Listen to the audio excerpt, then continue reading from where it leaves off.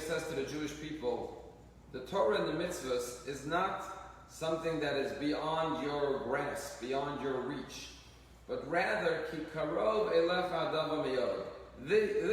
These commandments are very near, very close to you. And then he says, beficha, in your mouth, bilvavcha, in your heart, la'asoso, and in your actions. So in all three realms, in thought, speech, and action, it is very near to you. Now you would think that if Moshe Rabbeinu wants to tell them that it's attainable, it's doable, it's within your grasp, he would start with, it's attainable through speech, and not only through speech, but through action, and not only through action, but ultimately in your heart. You could feel the love for Hashem and your connection to all the mitzvot. Because we all know the heart is the part that is the most difficult to control. It's easier to control your speech and your actions than your heart. But that's not what Moshe Rabbeinu says. He said in your mouth, speech, prayer, let's say, in your heart, feeling, and in action. Why is action the last? You wouldn't think that that's the most difficult. And perhaps the answer is that in Judaism, as we know, the emphasis always is action. Talk is important, talk the talk. Feel the mitzvot, feel the love of Hashem. But if you don't translate it into a deed, you miss the whole point. It's like the Nike advertisement, just do it. If I think about, I really want to help this poor person, he has no money for Rosh Hashanah, he's not going to be able to feed his family, and I feel so bad for him. And I talk to all my friends about this poor guy, there's no money to feed his family for Rosh Hashanah. But if I don't go and give him money, he's not going to have food for Rosh Hashanah. So what good is it that you talked about it and you felt about it? It has to come down into the realm of la'asosa. That's the bottom line. You know, right now the world is looking at two disasters, two crises. One in Afghanistan, of course, with the refugees and the people there. And then what happened last night in New Orleans and Louisiana, the terrible storm, which is going to cause so much havoc and damage. And everyone's going to talk about it today. Millions, billions of people are going to talk about what happened in New Orleans. But what percentage are going to go online and make a donation to help these families and these people rebuild? If you give $1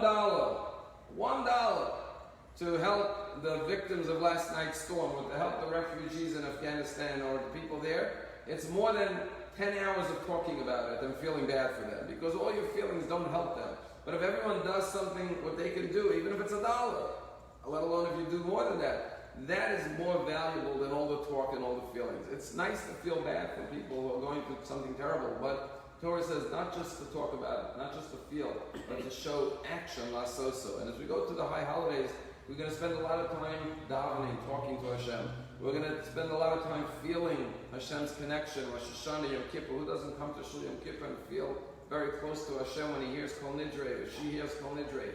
What the Torah is saying is you also have to increase your deeds during this period of time. There was a story I just read in CNN that, they have these flights that are going and bringing over refugees from Afghanistan that have gone to other countries and they're getting them out, besides the Air Force Base in Kabul. And there was a flight of refugee children that Delta was bringing over from Germany. And they had a team of a pilot and a crew that were going to go to Germany and bring these children the next morning to bring them to America from Germany. And the captain of the flight is a Jewish man, a son of a Holocaust survivor. His name is Alexander Khan. And he and his crew got together the night before and they went shopping. And they bought some basic necessities like toiletries and things that the children would need, fresh clothing and things like that. And then they bought coloring books and crayons and toys for them. And then the next morning they went and brought these children over. And CNN interviewed him and said, "What made you do that?" And this pilot, this Jewish pilot, Alexander Khan, said, "My father's a Holocaust survivor.